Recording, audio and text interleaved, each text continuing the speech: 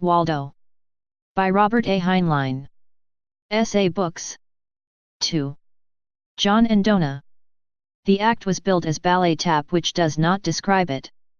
His feet created an intricate timpani of crisp, clean taps.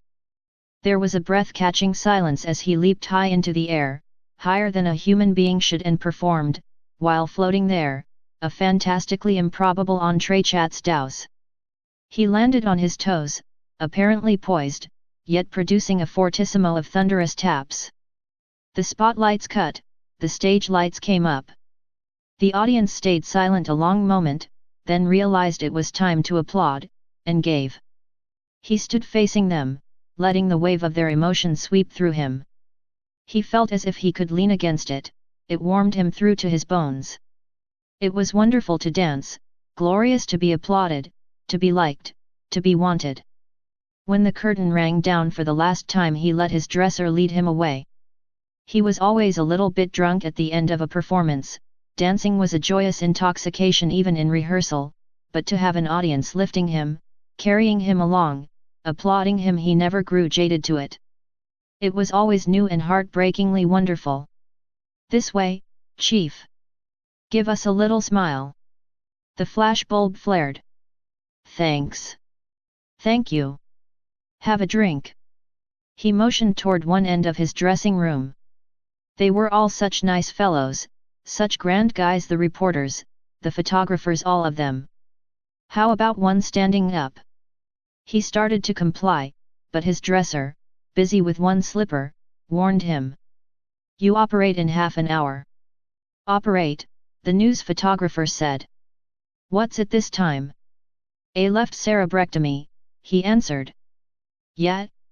How about covering it? Glad to have you if the hospital doesn't mind. We'll fix that. Such grand guys. Trying to get a little different angle on a feature article. It was a feminine voice, near his ear.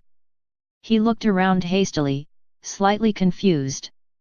For example, what made you decide to take up dancing as a career? I'm sorry, he apologized. I didn't hear you. I'm afraid it's pretty noisy in here. I said, why did you decide to take up dancing? Well, now, I don't quite know how to answer that. I'm afraid we would have to go back quite a way. James Stevens scowled at his assistant engineer. What have you got to look happy about? He demanded. It's just the shape of my face, his assistant apologized. Try laughing at this one, there's been another crash. Oh, cripes. Don't tell me, let me guess. Passenger or freight? A Climax Duo freighter on the Chicago Salt Lake Shuttle, just west of North Platte. And, Chief? Yes. The big boy wants to see you. That's interesting. That's very, very interesting. Mac. Yeah, Chief. How would you like to be Chief Traffic Engineer of North American Power Air? I hear there's going to be a vacancy. Mac scratched his nose. Funny that you should mention that, Chief. I was just going to ask you what kind of a recommendation you could give me in case I went back into civil engineering. Ought to be worth something to you to get rid of me. I'll get rid of you right now. You bust out to Nebraska, find that heap before the souvenir hunters tear it apart, and bring back its decalbs and its control board. Trouble with cops, maybe. You figure it out. Just be sure you come back. Stevens's office was located immediately adjacent to the zone power plant. The business offices of North American were located in a hill, a good 3/4 of a mile away.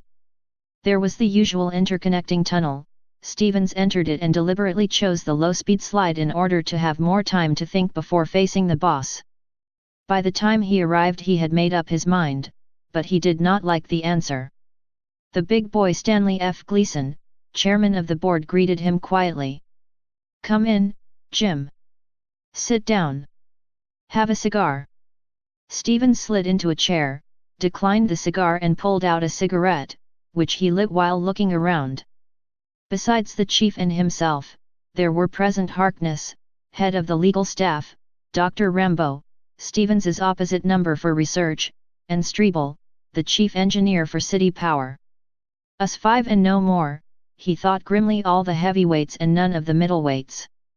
Heads will roll, starting with mine. Well, he said, almost belligerently, we're all here. Who's got the cards? Do we cut for deal? Harkness looked faintly distressed by the impropriety. Rambo seemed too sunk in some personal gloom to pay any attention to wisecracks in bad taste.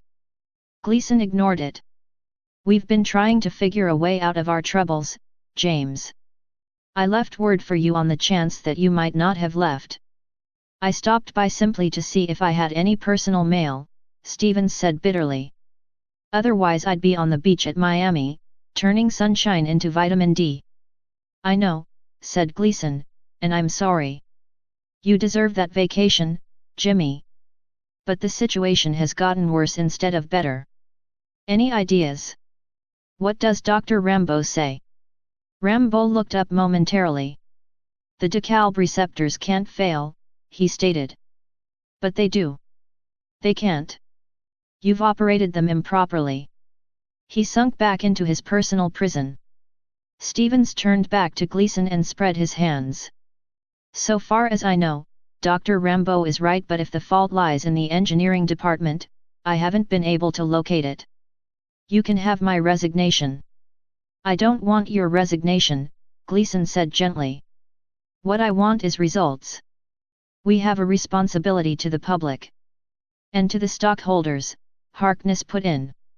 That will take care of itself if we solve the other, Gleason observed. How about it, Jimmy? Any suggestions? Stevens bit his lip. Just one, he announced, and one I don't like to make. Then I look for a job peddling magazine subscriptions.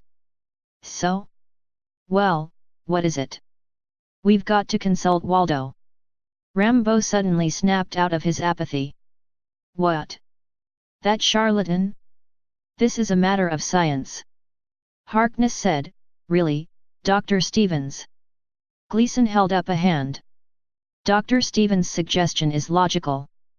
But I'm afraid it's a little late, Jimmy. I talked with him last week. Harkness looked surprised, Stevens looked annoyed as well. Without letting me know. Sorry, Jimmy. I was just feeling him out. But it's no good. His terms, to us, amount to confiscation. Still sore over the Hathaway patents. Still nursing his grudge. You should have let me handle the matter, Harkness put in. He can't do this to us, there is public interest involved. Retain him, if need be, and let the fee be adjudicated in equity. I'll arrange the details. I'm afraid you would, Gleason said dryly. Do you think a court order will make a hen lay an egg? Harkness looked indignant, but shut up. Stevens continued, I would not have suggested going to Waldo if I had not had an idea as how to approach him. I know a friend of his. A friend of Waldo? I didn't know he had any. This man is sort of an uncle to him, his first physician. With his help I might get on Waldo's good side. Dr. Rambo stood up. This is intolerable, he announced. I must ask you to excuse me. He did not wait for an answer, but strode out, hardly giving the door time to open in front of him. Gleason followed his departure with worried eyes. Why does he take it so hard, Jimmy? You would think he hated Waldo personally. Probably he does, in a way. But it's more than that, his whole universe is toppling. For the last 20 years, ever since Pryor's reformulation of the general field theory did away with Heisenberg's uncertainty principle, physics has been considered an exact science. The power failures and transmission failures we have been suffering are a terrific nuisance to you and to me, but to Dr. Rambo they amount to an attack on his faith. Better keep an eye on him. Why? Because he might come unstuck entirely. It's a pretty serious matter for a man's religion to fail him. How about yourself? Doesn't it hit you just as hard? Not quite. I'm an engineer from Rambo's point of view, just a high-priced tinker. Difference in orientation. Not but what I'm pretty upset. The audio circuit of the communicator on Gleason's desk came to life. "Calling Chief Engineer Stevens, calling Chief Engineer Stevens." Gleason flipped the tab. "He's here. Go ahead." Company code, translated. Message follows, cracked up 4 miles north of Cincinnati. Shall I go on to Nebraska, or bring in the you-know-what from my own crate? Message ends. Signed Mac. Tell him to walk back. Stevens said savagely. Very well, sir. The instrument cut off. Your assistant? Asked Gleason. Yes. That's about the last straw, Chief. Shall I wait and try to analyze this failure, or shall I try to see Waldo? Try to see Waldo. Okay. If you don't hear from me, just send my severance pay care of Palmdale Inn, Miami. I'll be the 4th beachcomber from the right. Gleason permitted himself an unhappy smile. If you don't get results, I'll be the 5th. Good luck. So long. When Stevens had gone, Chief Stationary Engineer Strebel spoke up for the first time. If the power to the cities fails, he said softly, you know where I'll be, don't you? Where? Beachcomber number 6. Not likely. I'll be number 1 in my spot, first man to be lynched. But the power to the cities can't fail. You've got too many cross-connects and safety devices. Neither can the DeKalbs fail, supposedly. Just the same, think about Sublevel 7 in Pittsburgh, with the lights out. Or, rather, don't think about it. Doc Grimes let himself into the above-ground access which led into his home, glanced at the announcer, and noted with mild, warm interest that someone close enough to him to possess his house combination was inside. He moved ponderously downstairs, favoring his game leg, and entered the lounging room. Hi, Doc. James Stevens got up when the door snapped open and came forward to greet him. Hello, James. Pour yourself a drink. I see you have. Pour me one. Right. While his friend complied, Grimes shucked himself out of the outlandish anachronistic greatcoat he was wearing and threw it more or less in the direction of the robing alcove.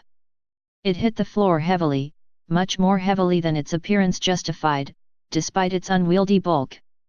It clunked. Stooping, he peeled off thick over-trousers as massive as the coat. He was dressed underneath in conventional business tights in blue and sable. It was not a style that suited him. To an eye unsophisticated in matters of civilized dress, let us say the mythical man from Antares, he might have seemed uncouth, even unsightly. He looked a good bit like an elderly fat beetle. James Stevens's eye made no note of the tights, but he looked with disapproval on the garments which had just been discarded. Still wearing that fool armor, he commented. Certainly. Damn it, Doc, you'll make yourself sick, carrying that junk around. It's unhealthy. Danged sight sicker if I don't. Rats. I don't get sick, and I don't wear armor outside the lab. You should. Grimes walked over to where Stevens had reseated himself. Cross your knees. Stevens complied. Grimes struck him smartly below the kneecap with the edge of his palm. The reflex jerk was barely perceptible. Lousy, he remarked, then peeled back his friend's right eyelid. You're in poor shape, he added after a moment. Stevens drew away impatiently. I'm all right. It's you we're talking about. What about me? Well, damnation, Doc, you're throwing away your reputation. They talk about you. Grimes nodded. I know. Poor old Gus Grimes, a slight touch of cerebral termites. Don't worry about my reputation, I've always been out of step. What's your fatigue index? I don't know. It's all right. It is, eh? I'll wrestle you, 2 falls out of 3. Stevens rubbed his eyes. Don't needle me, Doc. I'm run down. I know that, but it isn't anything but overwork. Humph. James, you are a fair to middling radiation physicist. Engineer. Engineer. But you're no medical man. You can't expect to pour every sort of radiant energy through the human system year after year and not pay for it. It wasn't designed to stand it. But I wear armor in the lab. You know that. Surely. But how about outside the lab? But look, Doc, I hate to say it, but your whole thesis is ridiculous. Sure, there is radiant energy in the air these days, but nothing harmful. All the colloidal chemists agree. Colloidal? Fiddlesticks. But you've got to admit that biological economy is a matter of colloidal chemistry. I've got to admit nothing. I'm not contending that colloids are not the fabric of living tissue, they are. But I've maintained for 40 years that it was dangerous to expose living tissue to assorted radiation without being sure of the effect. From an evolutionary standpoint, the human animal is habituated to and adapted to only the natural radiation of the sun, and he can't stand that any too well, even under a thick blanket of ionization. Without that blanket, did you ever see a solar X-type cancer?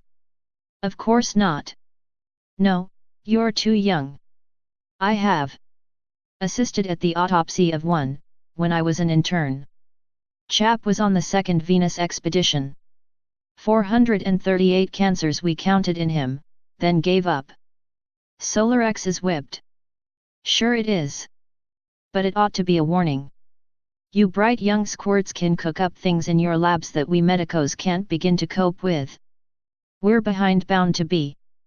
We usually don't know what's happened until the damage is done. This time you've torn it. He sat down heavily and suddenly looked as tired and whipped as did his younger friend.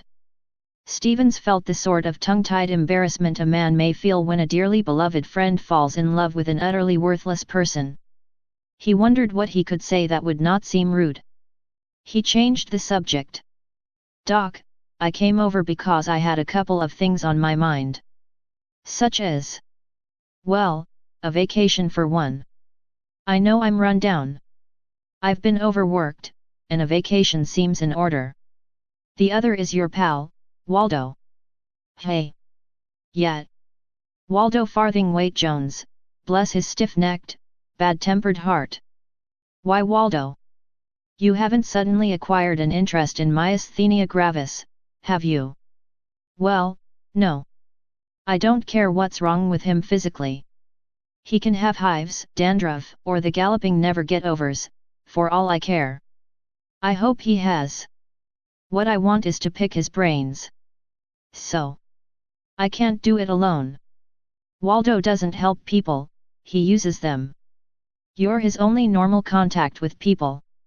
That is not entirely true. Who else? You misunderstand me. He has no normal contacts. I am simply the only person who dares to be rude to him. But I thought, never mind. Do you know, this is an inconvenient setup? Waldo is the man we've got to have. Why should it come about that a genius of his caliber should be so unapproachable, so immune to ordinary social demands? Oh, I know his disease has a lot to do with it, but why should this man have this disease? It's an improbable coincidence.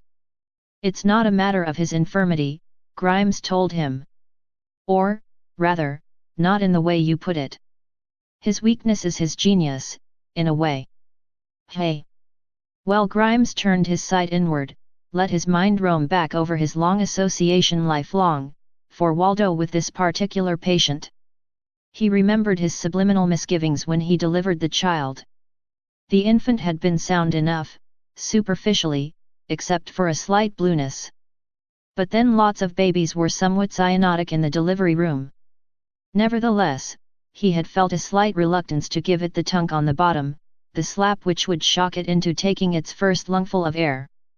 But he had squelched his own feelings, performed the necessary laying on of hands, and the freshly born human had declared its independence with a satisfactory squall. There was nothing else he could have done. He was a young GP then, who took his Hippocratic oath seriously. He still took it seriously, he supposed, even though he sometimes referred to it as the hypocritical oath. Still, he had been right in his feelings. There had been something rotten about that child, something that was not entirely myasthenia gravis. He had felt sorry for the child at first, as well as having an irrational feeling of responsibility for its condition. Pathological muscular weakness is an almost totally crippling condition, since the patient has no unaffected limbs to retrain into substitutes. There the victim must lie, all organs, limbs, and functions present, yet so pitifully, completely weak as to be unable to perform any normal function. He must spend his life in a condition of exhausted collapse, such as you or I might reach at the finish line of a grueling cross-country run. No help for him, and no relief. During Waldo's childhood he had hoped constantly that the child would die, since he was so obviously destined for tragic uselessness, while simultaneously, as a physician, doing everything within his own skill and the skill of numberless consulting specialists to keep the child alive and cure it. Naturally, Waldo could not attend school. Grimes ferreted out sympathetic tutors. He could indulge in no normal play. Grimes invented sickbed games which would not only stimulate Waldo's imagination but encourage him to use his flabby muscles to the full, weak extent of which he was capable. Grimes had been afraid that the handicapped child, since it was not subjected to the usual maturing stresses of growing up, would remain infantile. He had known for a long time that he need not have worried. Young Waldo grasped at what little life was offered him, learned thirstily, tried with a sweating tenseness of will to force his undisciplined muscles to serve him. He was clever in thinking of dodges whereby to circumvent his muscular weakness. At 7 he devised a method of controlling a spoon with 2 hands, which permitted him painfully to feed himself. His first mechanical invention was made at 10. It was a gadget which held a book for him, at any angle, controlled lighting for the book, and turned its pages. The gadget responded to fingertip pressure on a simple control panel. Naturally, Waldo could not build it himself, but he could conceive it, and explain it. The Farthingweight Joneses could well afford the services of a designing engineer to build the child's conception. Grimes was inclined to consider this incident, in which the child Waldo acted in a role of intellectual domination over a trained mature adult neither blood relation nor servant, as a landmark in the psychological process whereby Waldo eventually came to regard the entire human race as his servants, his hands, present or potential. "What's eating you, Doc?" Sorry, I was daydreaming." "See here, son, you mustn't be too harsh on Waldo. I don't like him myself. But you must take him as a whole." "You take him." "Shush. You spoke of needing his genius. He wouldn't have a genius if he had not been crippled. You didn't know his parents. They were good stock, fine, intelligent people, but nothing spectacular. Waldo's potentialities weren't any greater than theirs, but he had to do more with them to accomplish anything. He had to do everything the hard way. He had to be clever." Sure, but why should he be so utterly poisonous? Most big men aren't. Use your head.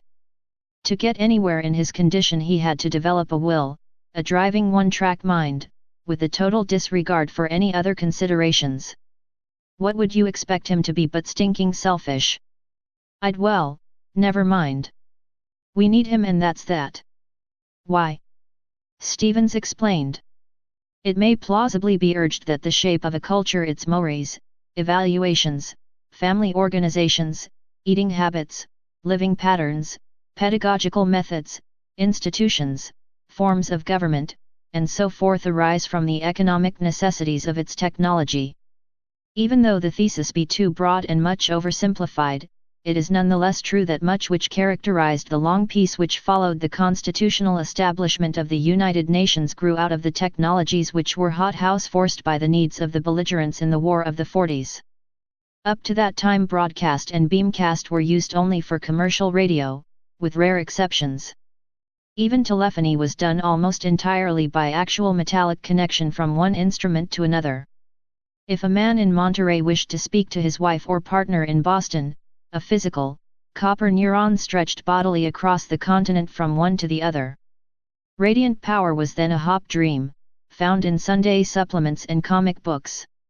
A concatenation a meshwork of new developments was necessary before the web of copper covering the continent could be dispensed with. Power could not be broadcast economically, it was necessary to wait for the coaxial beam, a direct result of the imperative military shortages of the Great War. Radio telephony could not replace wired telephony until ultra-microwave techniques made room in the ether, so to speak, for the traffic load.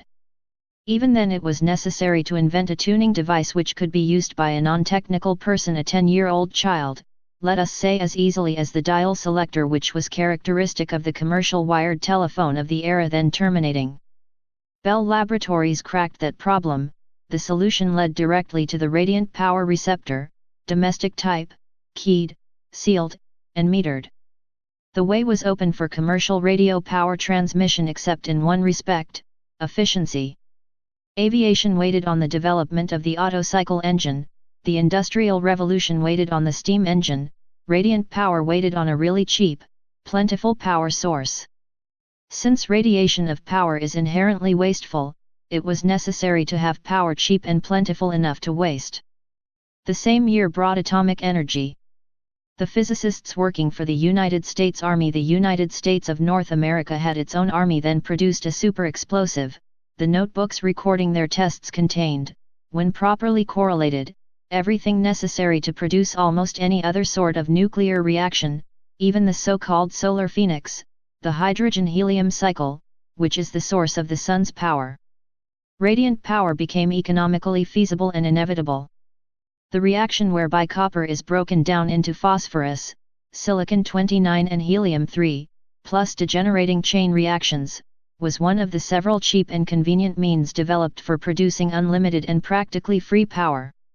Of course, Stevens included none of this in his explanation to Grimes. Grimes was absent-mindedly aware of the whole dynamic process. He had seen radiant power grow up, just as his grandfather had seen the development of aviation. He had seen the great transmission lines removed from the sky mined for their copper, he had seen the heavy cables being torn from the dug-up streets of Manhattan. He might even recall his first independent unit radio telephone with its somewhat disconcerting double dial. He had gotten a lawyer in Buenos Aires on it when attempting to reach his neighborhood delicatessen. For 2 weeks he made all his local calls by having them relayed back from South America before he discovered that it made a difference which dial he used first. At that time Grimes had not yet succumbed to the new style in architecture. The London plan did not appeal to him. He liked a house above ground, where he could see it. When it became necessary to increase the floor space in his offices, he finally gave in and went subsurface, not so much for the cheapness, convenience, and general all-around practicability of living in a tri-conditioned cave, but because he had already become a little worried about the possible consequences of radiation pouring through the human body. The fused earth walls of his new residence were covered with lead, the roof of the cave had a double thickness. His hole in the ground was as near radiation-proof as he could make it. The meat of the matter, Stevens was saying, is that the delivery of power to transportation units has become erratic as the devil. Not enough yet to tie up traffic, but enough to be very disconcerting. There have been some nasty accidents, we can't keep hushing them up forever. I've got to do something about it. Why? Why? Don't be silly. In the first place, as traffic engineer for Napa, my bread and butter depends on it. In the second place, the problem is upsetting in itself. A properly designed piece of mechanism ought to work all the time, every time. These don't, and we can't find out why not. Our staff mathematical physicists have about reached the babbling stage. Grimes shrugged. Stevens felt annoyed by the gesture. I don't think you appreciate the importance of this problem, Doc. Have you any idea of the amount of horsepower involved in transportation? Counting both private and commercial vehicles and common carriers, North American Power Air supplies more than half the energy used in this continent. We have to be right. You can add to that our City Power affiliate. No trouble there yet. But we don't dare think what a City Power breakdown would mean. I'll give you a solution. Yet? Well, give. Junk it. Go back to oil-powered and steam-powered vehicles. Get rid of these damned radiant-powered death traps. Utterly impossible. You don't know what you're saying. It took more than 15 years to make the changeover. Now we're geared to it. Gus, if Napa closed up shop, half the population of the Northwest Seaboard would starve, to say nothing of the Lake States and the Philly-Boston axis. HRRMPH. Well, all I've got to say is that might be better than the slow poisoning that is going on now. Stevens brushed it away impatiently. Look, Doc, nurse a bee in your bonnet if you like, but don't ask me to figure it into my calculations. Nobody else sees any danger in radiant power. Grimes answered mildly. Point is, son, they aren't looking in the right place. Do you know what the high jump record was last year? I never listened to the sport news. Might try it sometime. The record leveled off at 7'2", about 20 years back. Been dropping ever since. You might try graphing athletic records against radiation in the air, artificial radiation. Might find some results that would surprise you. Shucks, everybody knows there has been a swing away from heavy sports. The sweat and muscles fad died out, that's all. We've simply advanced into a more intellectual culture. Intellectual? Hogwash. People quit playing tennis and such because they are tired all the time. Look at you. You're a mess. Don't needle me, document. Sorry. But there has been a clear deterioration in the performance of the human animal. If we had decent records on such things I could prove it, but any physician who's worth his salt can see it, if he's got eyes in him and isn't wedded to a lot of fancy instruments. I can't prove what causes it, not yet, but I've a damned good hunch that it's caused by the stuff you peddle. Impossible. There isn't a radiation put on the air that hasn't been tested very carefully in the biolabs. We're neither fools nor knaves. Maybe you don't test M long enough. I'm not talking about a few hours, or a few weeks, I'm talking about the cumulative effects of years of radiant frequencies pouring through the tissues. What does that do? Why, nothing, I believe. You believe, but you don't know. Nobody has ever tried to find out. For instance, what effect does sunlight have on silicate glass? Ordinarily you would say none, but you've seen desert glass. That bluish lavender stuff? Of course. Yes. A bottle turns colored in a few months in the Mojave Desert. But have you ever seen the window panes in the old houses on Beacon Hill? I've never been on Beacon Hill. Okay, then I'll tell you. Same phenomena, only it takes a century or more, in Boston. Now tell me, you savvy physics, could you measure the change taking place in those Beacon Hill windows? Probably not. But it's going on just the same. Has anyone ever tried to measure the changes produced in human tissue by 30 years of exposure to ultra-shortwave radiation? No, but. No buts. I see an effect. I've made a wild guess at a cause. Maybe I'm wrong. But I've felt a lot more spry since I've taken to invariably wearing my lead overcoat whenever I go out. Stevens surrendered the argument. Maybe you're right, Doc. I won't fuss with you. How about Waldo? Will you take me to him and help me handle him? When do you want to go? The sooner the better. Now. Suits. Call your office. Are you ready to leave right now? It would suit me. As far as the front office is concerned, I'm on vacation, nevertheless, I've got this on my mind. I want to get at it. Quit talking and get. They went topside to where their cars were parked. Grimes headed toward his, a big-bodied, old-fashioned Boeing family Landau. Stevens checked him. You aren't planning to go in that? You'd take us the rest of the day. Why not? She's got an auxiliary space drive, and she's tight. You could fly from here to the moon and back. Yes, but she's so infernal slow. We'll use my broomstick. Grimes let his eyes run over his friend's fusiformed little speedster. Its body was as nearly invisible as the plastic industry could achieve. A surface layer, 2 molecules thick, gave it a refractive index sensibly identical with that of air. When perfectly clean, it was very difficult to see. At the moment it had picked up enough casual dust and water vapor to be faintly seen, a ghost of a soap bubble of a ship.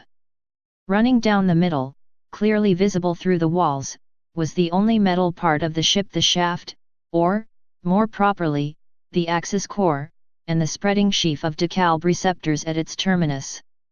The appearance was enough like a giant witch's broom to justify the nickname.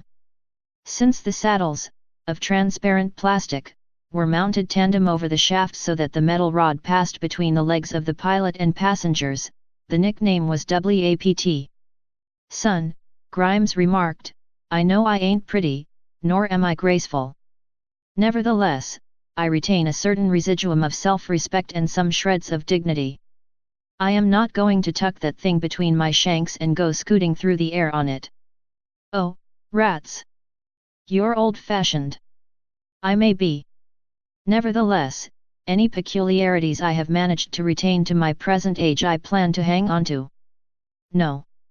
Look, I'll polarize the hull before we raise. How about it? Opaque. Opaque." Grimes slid a regretful glance at his own frumpish boat, but assented by fumbling for the barely visible port of the speedster. Stevens assisted him. They climbed in and straddled the stick.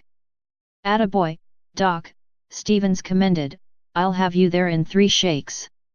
That tub of yours probably won't do over 500, and wheelchair must be all of 25,000 miles up." "I'm never in a hurry," Grimes commented, "and don't call Waldo's house wheelchair not to his face." "I'll remember," Stevens promised. He fumbled, apparently in empty air. The hull suddenly became dead black, concealing them. It changed as suddenly to mirror bright. The car quivered, then shot up out of sight. Waldo F. Jones seemed to be floating in thin air at the center of a spherical room. The appearance was caused by the fact that he was indeed floating in air. His house lay in a free orbit, with a period of just over 24 hours. No spin had been impressed on his home. The pseudo-gravity of centrifugal force was the thing he wanted least. He had left Earth to get away from its gravitational field.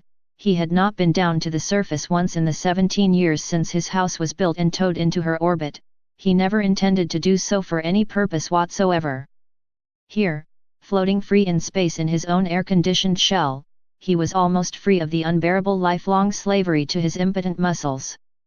What little strength he had he could spend economically, in movement, rather than in fighting against the tiring weight of the Earth's thick field.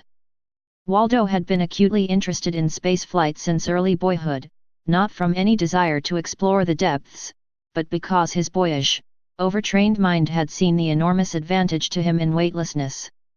While still in his teens he had helped the early experimenters in spaceflight over a hump by supplying them with a control system which a pilot could handle delicately while under the strain of 2 or 3 gravities.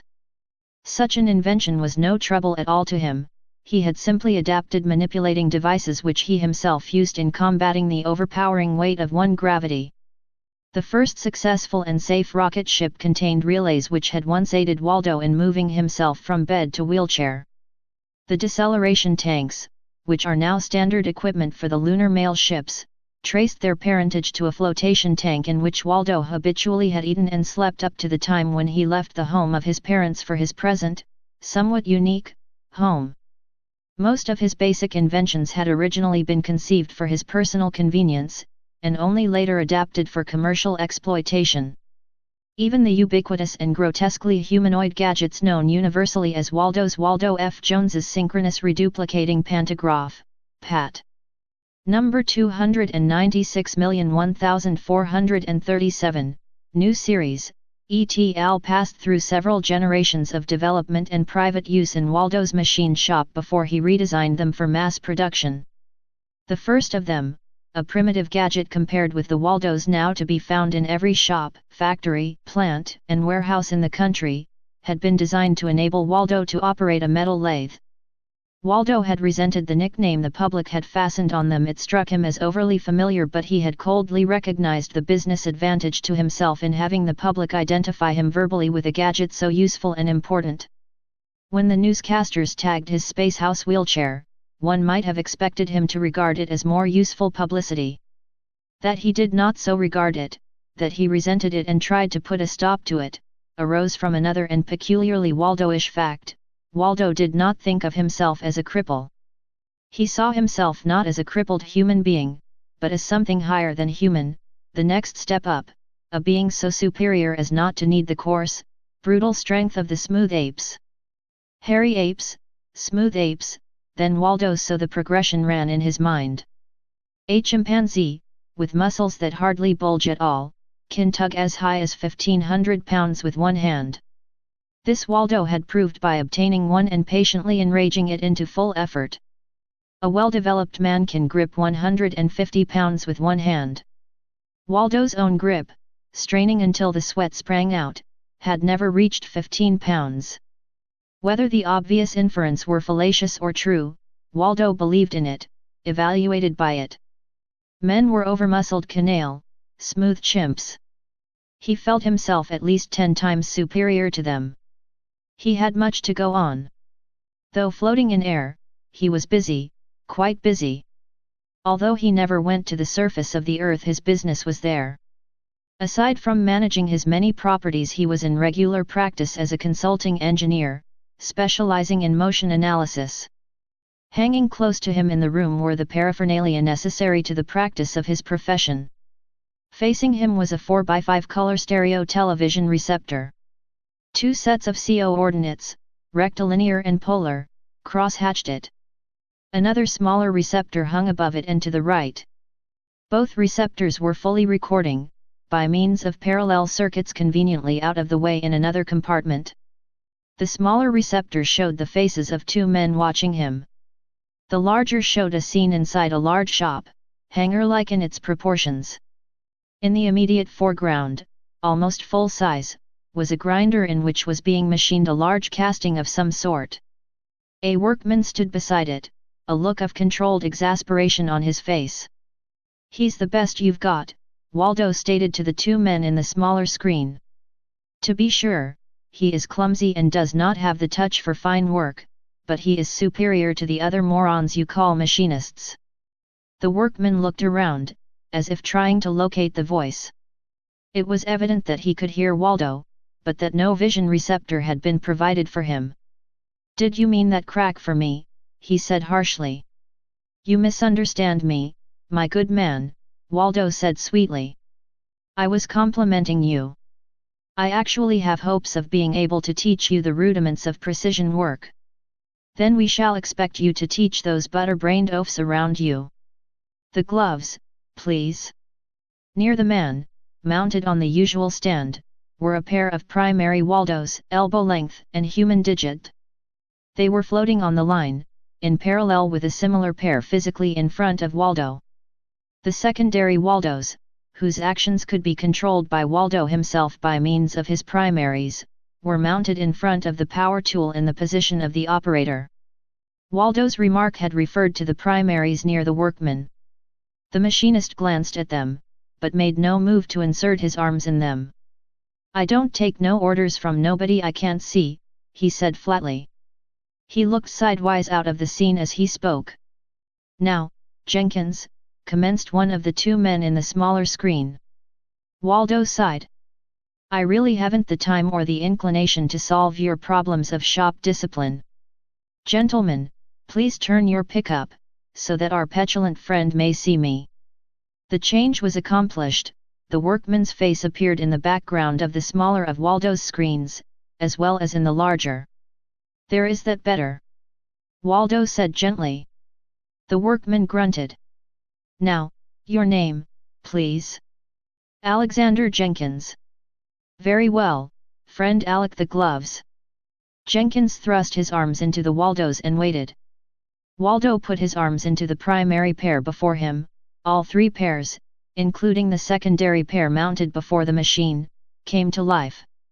Jenkins bit his lip, as if he found unpleasant the sensation of having his fingers manipulated by the gauntlets he wore. Waldo flexed and extended his fingers gently. The 2 pairs of Waldos in the screen followed in exact, simultaneous parallelism. "Feel it, my dear Alec," Waldo advised. "Gently, gently, the sensitive touch. Make your muscles work for you." He then started hand movements of definite pattern. The Waldos at the power tool reached up, switched on the power, and began gently, gracefully, to continue the machining of the casting. A mechanical hand reached down, adjusted a vernier, while the other increased the flow of oil cooling the cutting edge. Rhythm, Alec, rhythm.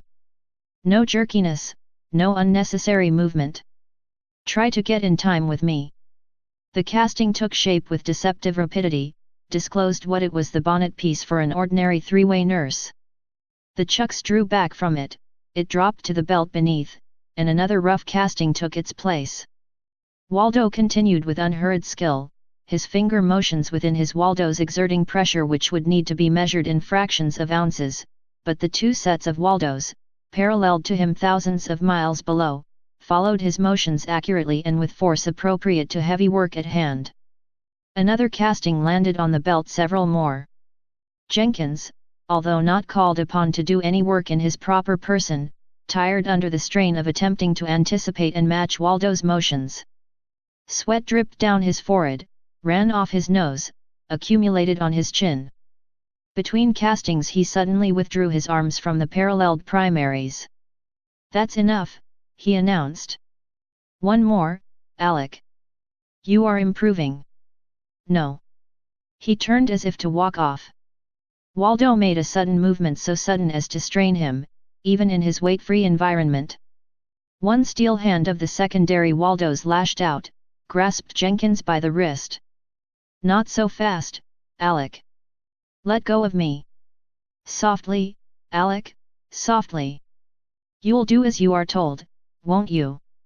The steel hand clamped down hard, twisted. Waldo had exerted all of 2 ounces of pressure. Jenkins grunted.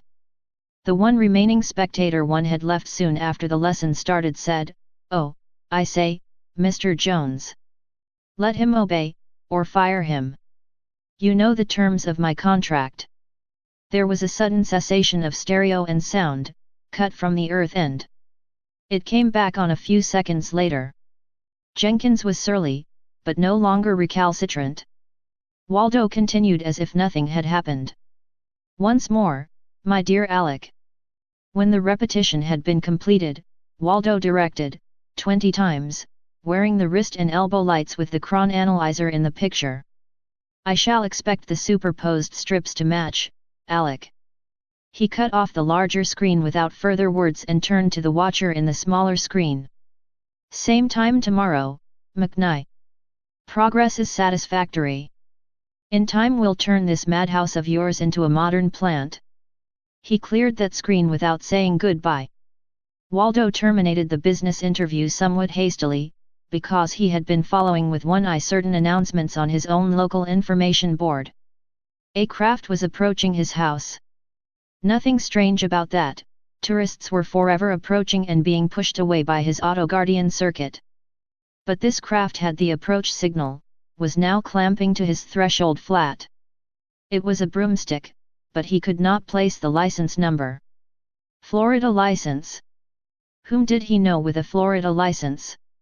He immediately realized that he knew no one who possessed his approach signal. That list was very short and who could also reasonably be expected to sport a Florida license. The suspicious defensiveness with which he regarded the entire world asserted itself. He cut in the circuit whereby he could control by means of his primary Waldos the strictly illegal but highly lethal inner defenses of his home. The craft was opaqued, he did not like that. A youngish man wormed his way out. Waldo looked him over. A stranger face vaguely familiar perhaps.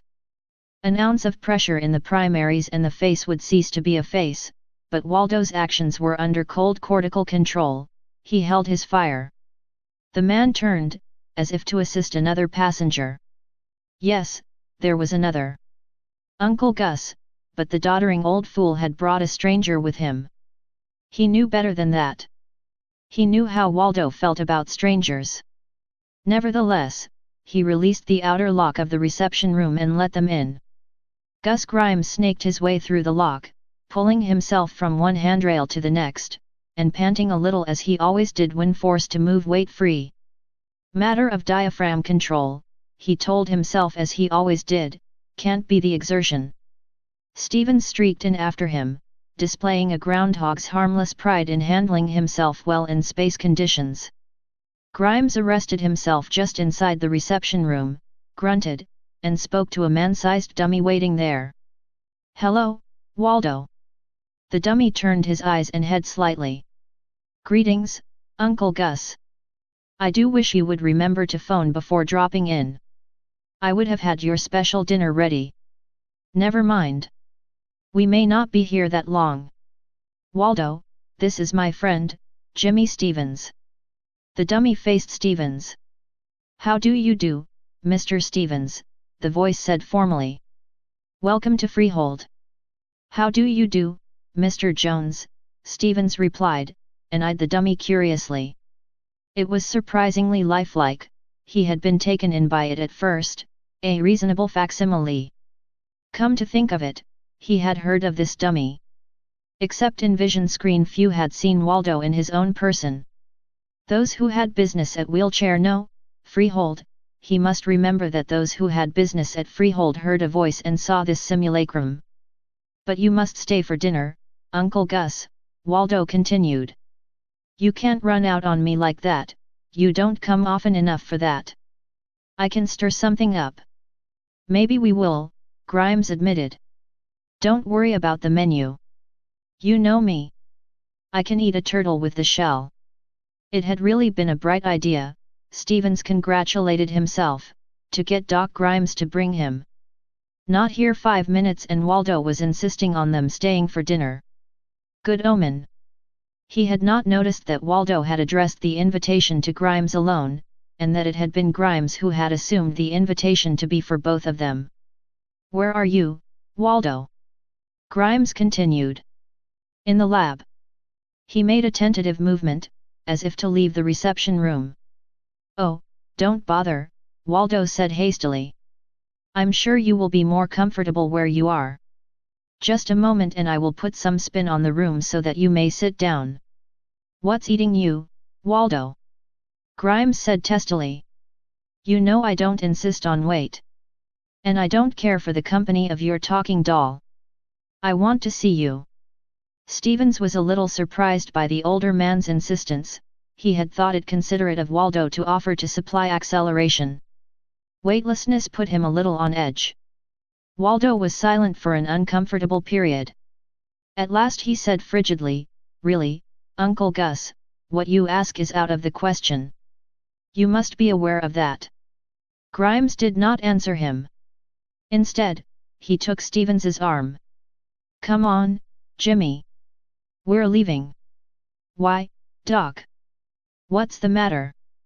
"Waldo wants to play games." "I don't play games." "But any mind. Come along." "Waldo, open the lock." "Uncle Gus." "Yes, Waldo. Your guest, you vouch for him."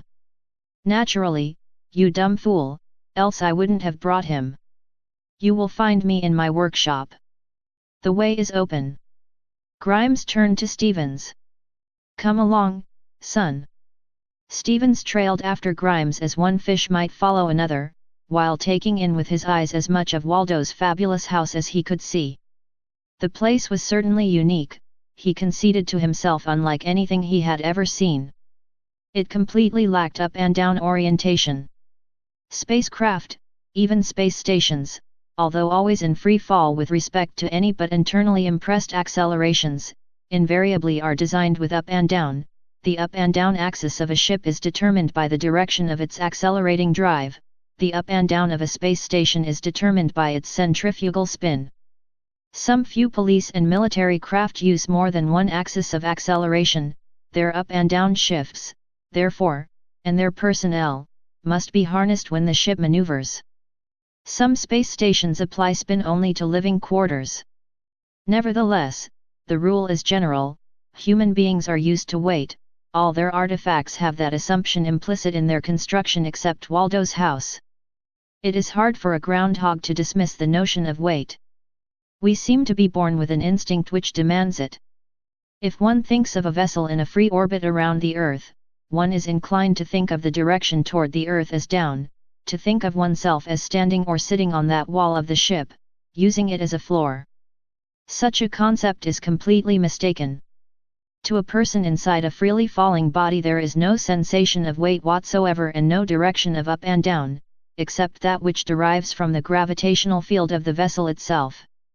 As for the latter, neither Waldo's house nor any spacecraft as yet built is massive enough to produce a field dense enough for the human body to notice it. Believe it or not, that is true. It takes a mass as gross as a good-sized planetoid to give the human body a feeling of weight. It may be objected that a body in a free orbit around the Earth is not a freely falling body. The concept involved is human, Earth surface in type, and completely erroneous. Free flight, free fall, and free orbit are equivalent terms. The Moon falls constantly toward the Earth falls constantly toward the Sun, but the sidewise vector of their several motions prevents them from approaching their primaries. It is free fall nonetheless. Consult any ballistician or any astrophysicist. When there is free fall there is no sensation of weight. A gravitational field must be opposed to be detected by the human body.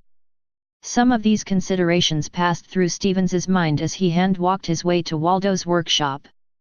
Waldo's home had been constructed without any consideration being given to up and down. Furniture and apparatus were affixed to any wall, there was no floor. Decks and platforms were arranged at any convenient angle and of any size or shape, since they had nothing to do with standing or walking. Properly speaking, they were bulkheads and working surfaces rather than decks. Furthermore, equipment was not necessarily placed close to such surfaces. Frequently it was more convenient to locate it with space all around it, held in place by light guys or slender stanchions. The furniture and equipment was all odd in design and frequently odd in purpose. Most furniture on Earth is extremely rugged, and at least 90% of it has a single purpose to oppose, in one way or another, the acceleration of gravity. Most of the furniture in an Earth surface or subsurface house is stator machines intended to oppose gravity. All tables, chairs, beds, couches, clothing racks, shelves, drawers, etc., have that as their one purpose. All other furniture and equipment have it as a secondary purpose which strongly conditions design and strength.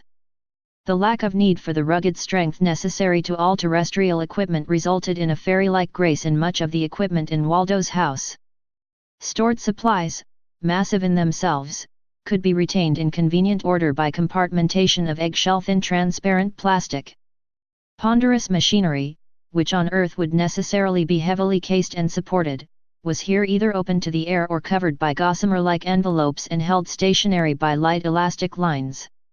Everywhere were pairs of Waldos, large, small and life-size, with vision pickups to match. It was evident that Waldo could make use of the compartments through which they were passing without stirring out of his easy chair if he used an easy chair. The ubiquitous Waldos, the insubstantial quality of the furniture, and the casual use of all walls as work or storage surfaces, gave the place a madly fantastic air. Stevens felt as if he were caught in a Disney. So far the rooms were not living quarters. Stevens wondered what Waldo's private apartments could be like and tried to visualize what equipment would be appropriate. No chairs, no rugs, no bed. Pictures, perhaps. Something pretty clever in the way of indirect lighting, since the eyes might be turned in any direction. Communication instruments might be much the same. But what could a washstand be like? Or a water tumbler? A trap bottle for the last, or would any container be necessary at all? He could not decide and realized that even a competent engineer may be confused in the face of mechanical conditions strange to him. What constitutes a good ashtray when there is no gravity to hold the debris in place? Did Waldo smoke? Suppose he played solitaire, how did he handle the cards?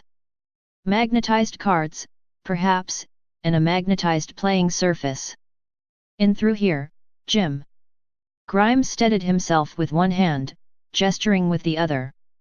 Stevens slid through the manhole indicated. Before he had had time to look around he was startled by a menacing bass growl. He looked up. Charging through the air straight at him was an enormous mastiff, lips drawn back, jaws slavering. Its front legs were spread out stiffly as if to balance in flight, its hind legs were drawn up under its lean belly. By voice and manner it announced clearly its intention of tearing the intruder into pieces, then swallowing the pieces. Baldur! A voice cut through the air from some point beyond.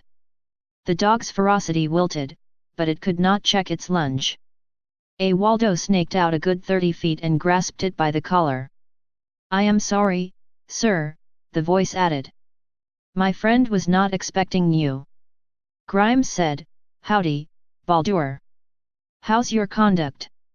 The dog looked at him, whined, and wagged his tail. Stevens looked for the source of the commanding voice, found it. The room was huge and spherical, floating in its center was a fat man, Waldo. He was dressed conventionally enough in shorts and singlet, except that his feet were bare. His hands and forearms were covered by metallic gauntlets, primary Waldo's. He was softly fat, with double chin, dimples, smooth skin. He looked like a great, pink cherub, floating attendance on a saint. But the eyes were not cherubic, and the forehead and skull were those of a man. He looked at Stevens. "Permit me to introduce you to my pet," he said in a high, tired voice. "Give the paw, Baldur." The dog offered a foreleg. Stevens shook it gravely. "Let him smell you, please." The dog did so, as the Waldo at his collar permitted him to come closer.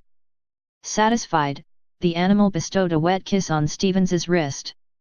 Stevens noted that the dog's eyes were surrounded by large circular patches of brown in contrast to his prevailing white, and mentally tagged it the dog with eyes as large as saucers, thinking of the tail of the soldier and the flint box. He made noises to it of "good boy," and "that's a nice old fellow," while Waldo looked on with faint distaste. "Heel, sir!" Waldo commanded when the ceremony was complete. The dog turned in midair, braced a foot against Stevens's thigh, and shoved, projecting himself in the direction of his master. Stevens was forced to steady himself by clutching at the hand grip. Grimes shoved himself away from the manhole and arrested his flight on a stanchion near their host. Stevens followed him. Waldo looked him over slowly. His manner was not overtly rude, but was somehow, to Stevens, faintly annoying. He felt a slow flush spreading out from his neck. To inhibit it he gave his attention to the room around him. The space was commodious, yet gave the impression of being cluttered because of the assemblage of, well, junk which surrounded Waldo. There were half a dozen vision receptors of various sizes around him at different angles, all normal to his line of sight. 3 of them had pickups to match. There were control panels of several sorts, some of which seemed obvious enough in their purpose: one for lighting, which was quite complicated, with little ruby telltales for each circuit, one which was the keyboard of a voter, a multiplex television control panel, a board which seemed to be power relays, although its design was unusual. But there were at least half a dozen which stumped Stevens completely. There were several pairs of Waldos growing out of a steel ring which surrounded the working space. 2 pairs, mere monkey fists in size, were equipped with extensors. It had been one of these which had shot out to grab Baldur by his collar. There were Waldos rigged near the spherical wall, too, including one pair so huge that Stevens could not conceive of a use for it. Extended, each hand spread quite 6 feet from little fingertip to thumb tip. There were books in plenty on the wall, but no bookshelves. They seemed to grow from the wall like so many cabbages. It puzzled Stevens momentarily, but he inferred correctly. It turned out later that a small magnet fastened to the binding did the trick. The arrangement of lighting was novel, complex, automatic, and convenient for Waldo. But it was not so convenient for anyone else in the room. The lighting was, of course, indirect, but, furthermore, it was subtly controlled, so that none of the lighting came from the direction in which Waldo's head was turned. There was no glare for Waldo. Since the lights behind his head burned brightly in order to provide more illumination for whatever he happened to be looking at, there was glare aplenty for anyone else. An electric eye circuit, obviously. Stevens found himself wondering just how simple such a circuit could be made. Grimes complained about it. "Damn it, Waldo, get those lights under control. You'll give us headaches. Sorry, Uncle Gus. He withdrew his right hand from its gauntlet and placed his fingers over one of the control panels. The glare stopped. Light now came from whatever direction none of them happened to be looking, and much more brightly, since the area source of illumination was much reduced. Lights rippled across the walls in pleasant patterns. Stevens tried to follow the ripples, a difficult matter, since the setup was made not to be seen. He found that he could do so by rolling his eyes without moving his head. It was movement of the head which controlled the lights, movement of an eyeball was a little too much for it. Well, Mr. Stevens, do you find my house interesting? Waldo was smiling at him with faint superciliousness. Oh, quite. Quite. I believe that it is the most remarkable place I have ever been in. And what do you find remarkable about it? Well, the lack of definite orientation, I believe. That and the remarkable mechanical novelties. I suppose I am a bit of a ground lubber, but I keep expecting a floor underfoot and a ceiling overhead. Mere matters of functional design, Mr. Stevens, the conditions under which I live are unique, therefore, my house is unique. The novelty you speak of consists mainly in the elimination of unnecessary parts and the addition of new conveniences. To tell the truth, the most interesting thing I have seen yet is not a part of the house at all. Really? What is it, pray? Your dog, Baldur. The dog looked around at the mention of his name. I've never before met a dog who could handle himself in free flight. Waldo smiled, for the first time his smile seemed gentle and warm. Yes, Baldur is quite an acrobat. He's been at it since he was a puppy. He reached out and ruffed the dog's ears, showing momentarily his extreme weakness, for the gesture had none of the strength appropriate to the size of the brute. The finger motions were flaccid, barely sufficient to disturb the coarse fur and to displace the great ears. But he seemed unaware, or unconcerned, by the disclosure. Turning back to Stevens, he added, but if Baldur amuses you, you must see Ariel. Ariel. Instead of replying, Waldo touched the keyboard of the voder, producing a musical whistling pattern of 3 notes. There was a rustling near the wall of the room above them, a tiny yellow shape shot toward them, a canary. It sailed through the air with wings folded, bullet fashion. A foot or so away from Waldo it spread its wings, cupping the air, beat them a few times with tail down and spread, and came to a dead stop, hovering in the air with folded wings. Not quite a dead stop, perhaps, for it drifted slowly, came within an inch of Waldo's shoulder, let down its landing gear, and dug its claws into his singlet. Waldo reached up and stroked it with a fingertip. It preened. No earth-hatched bird can learn to fly in that fashion, he stated. I know. I lost half a dozen before I was sure that they were incapable of making the readjustment. Too much thalamus. What happened to them? In a man you would call it acute anxiety psychosis. They try to fly, their own prime skill leads them to disaster.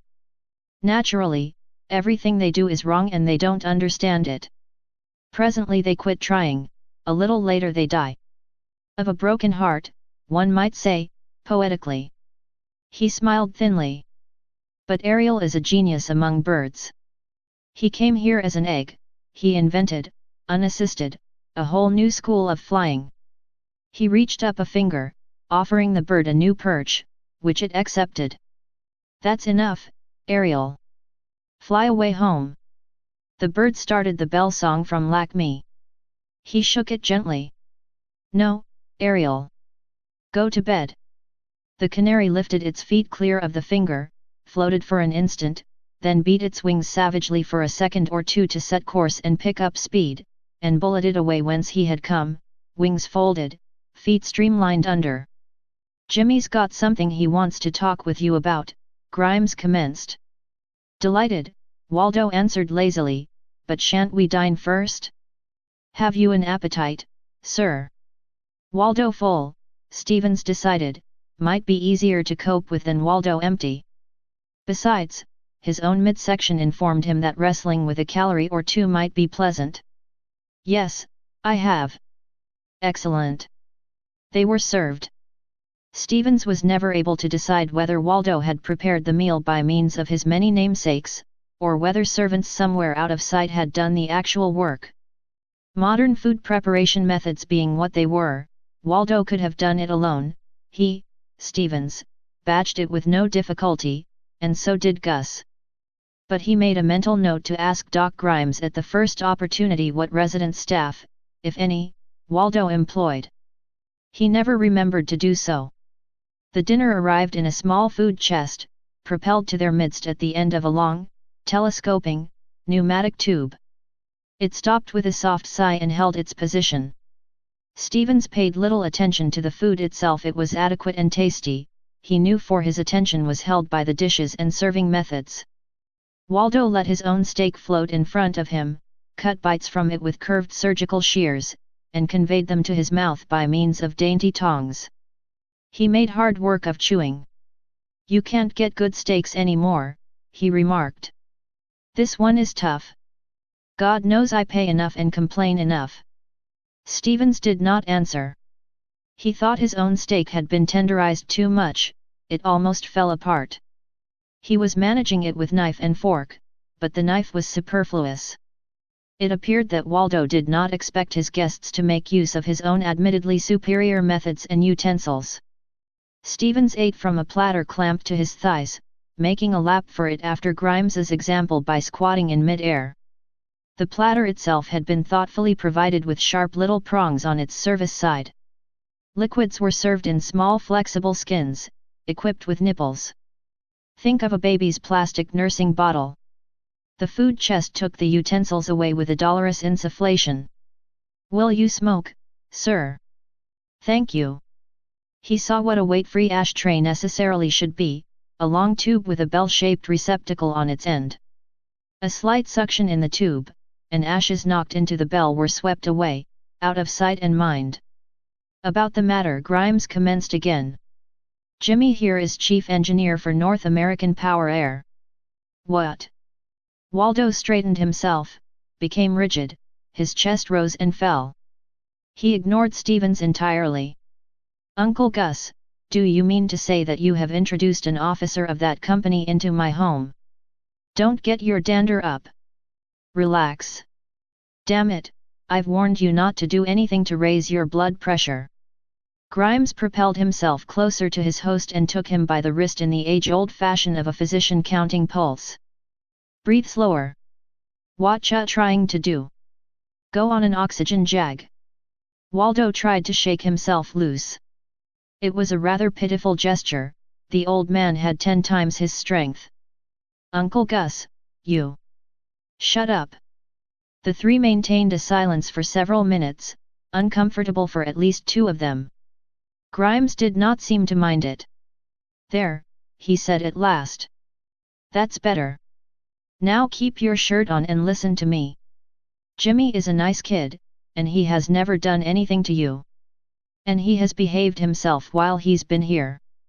You've got no right to be rude to him, no matter who he works for. Matter of fact, you owe him an apology." "Oh, really now, Doc?" Stevens protested. "I'm afraid I have been here somewhat under false colors. I'm sorry, Mr. Jones. I didn't intend it to be that way. I tried to explain when we arrived." Waldo's face was hard to read. He was evidently trying hard to control himself. "Not at all, Mr. Stevens. I am sorry that I showed temper. It is perfectly true that I should not transfer to you any animus I feel for your employers, though God knows I bear no love for them. I know it. Nevertheless, I am sorry to hear you say it. I was cheated, do you understand?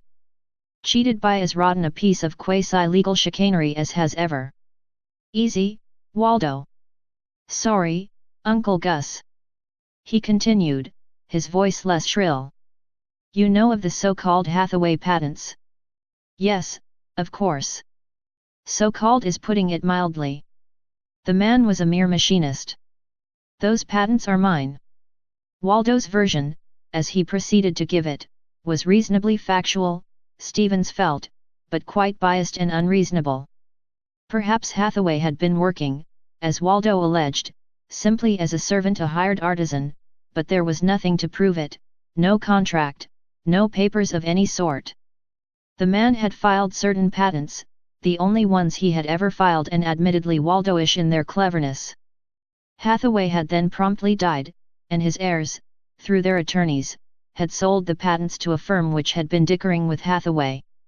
Waldo alleged that this firm had put Hathaway up to stealing from him, had caused him to hire himself out to Waldo for that purpose. But the firm was defunct, its assets had been sold to North American Power Air. Napa had offered a settlement, Waldo had chosen to sue. The suit went against him. Even if Waldo were right, Stevens could not see any means by which the directors of Napa could, legally, grant him any relief. The officers of a corporation are trustees for other people's money. If the directors of Napa should attempt to give away property which had been adjudicated as belonging to the corporation, any stockholder could enjoin them before the act or recover from them personally after the act. At least so Stevens thought.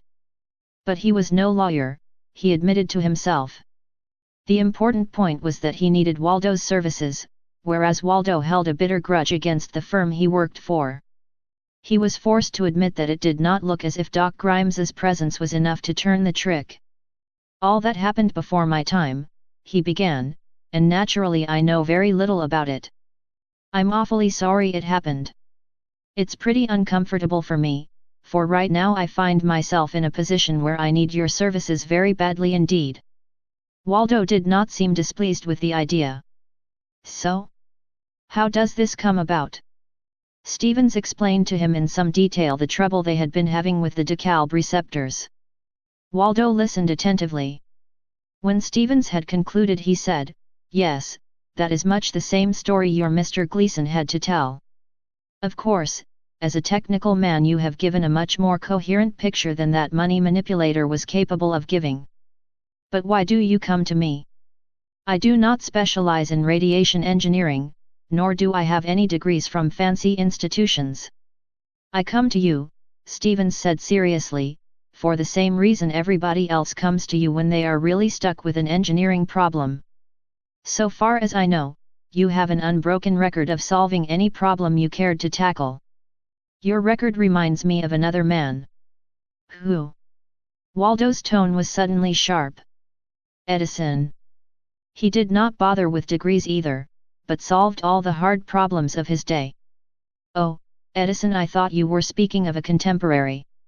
"No doubt he was all right in his day," he added with overt generosity. "I was not comparing him to you. I was simply recalling that Edison was reputed to prefer hard problems to easy ones. I've heard the same about you. I had hopes that this problem might be hard enough to interest you." "It is mildly interesting," Waldo conceded. "A little out of my line, but interesting. I must say, however, that I am surprised to hear you, an executive of North American Power Air, express such a high opinion of my talents. One would think that, if the opinion were sincere, it would not have been difficult to convince your firm of my indisputable handiwork in the matter of the so-called Hathaway patents." "Really," thought Stevens, "the man is impossible. A mind like a weasel." Aloud, he said, "I suppose the matter was handled by the business management and the law staff. They would hardly be equipped to distinguish between routine engineering and inspired design." The answer seemed to mollify Waldo. He asked, "What does your own research staff say about the problem?" Stevens looked wry. "Nothing helpful. Dr. Rambo does not really seem to believe the data I bring him. He says it's impossible, but it makes him unhappy. I really believe that he has been living on aspirin and Nembutal for a good many weeks." "Rambo," Waldo said slowly. "I recall the man. A mediocre mind. All memory and no intuition. I don't think I would feel discouraged simply because Rambo is puzzled. You really feel that there is some hope? It should not be too difficult." "I had already given the matter some thought, after Mr. Gleason's phone call. You have given me additional data, and I think I see at least 2 new lines of approach which may prove fruitful. In any case, there is always some approach the correct one. Does that mean you will accept?" Stevens demanded, nervous with relief. Accept. Waldo's eyebrows climbed up. My dear sir, what in the world are you talking about? We were simply indulging in social conversation. I would not help your company under any circumstances whatsoever. I hope to see your firm destroyed utterly, bankrupt and ruined. This may well be the occasion. Stevens fought to keep control of himself. Tricked. The fat slob had simply been playing with him, leading him on. There was no decency in him. In careful tones he continued, I do not ask that you have any mercy on North American, Mr. Jones, but I appeal to your sense of duty. There is public interest involved. Millions of people are vitally dependent on the service we provide. Don't you see that the service must continue, regardless of you or me? Waldo pursed his lips. No, he said, I'm afraid that does not affect me. The welfare of those nameless swarms of earth crawlers is, I fear, not my concern. I have done more for them already than there was any need to do. They hardly deserve help. Left to their own devices, most of them would sink back to caves and stone axes. Did you ever see a performing ape, Mr. Stevens, dressed in a man's clothes and cutting capers on roller skates? Let me leave you with this thought, I am not a roller skate mechanic for apes. If I stick around here much longer, Stevens advised himself, there will be hell to pay. Aloud, he said, I take it that is your last word. You may so take it. Good day, sir. I enjoyed your visit. Thank you. Goodbye. Thanks for the dinner. Not at all. As Stevens turned away and prepared to shove himself toward the exit, Grimes called after him, Jimmy, wait for me in the reception room. As soon as Stevens was out of earshot, Grimes turned to Waldo and looked him up and down. Waldo, he said slowly, I always did know that you were one of the meanest, orneriest men alive, but your compliments don't faze me, Uncle Gus. Shut up and listen to me. As I was saying, I knew you were too rotten selfish to live with, but this is the first time I ever knew you to be a four-flusher to boot. What do you mean by that? Explain yourself. Shucks. You haven't any more idea of how to crack the problem that boy is up against than I have. You traded on your reputation as a miracle man just to make him unhappy. Why, you cheap tinhorn bluffer, if you... Stop it. Go ahead, Grimes said quietly. Run up your blood pressure. I won't interfere with you. The sooner you blow a gasket the better. Waldo calmed down. Uncle Gus, what makes you think I was bluffing? Because I know you. If you had felt able to deliver the goods, you would have looked the situation over and worked out a plan to get Napa by the short hair, through having something they had to have. That way you would have proved your revenge. Waldo shook his head. You underestimate the intensity of my feeling in the matter. I do like hell. I hadn't finished. About that sweet little talk you gave him concerning your responsibility to the race. You've got a head on you. You know damned well, and so do I, that of all people you can least afford to have anything serious happen to the setup down on Earth. That means you don't see any way to prevent it. Why, what do you mean?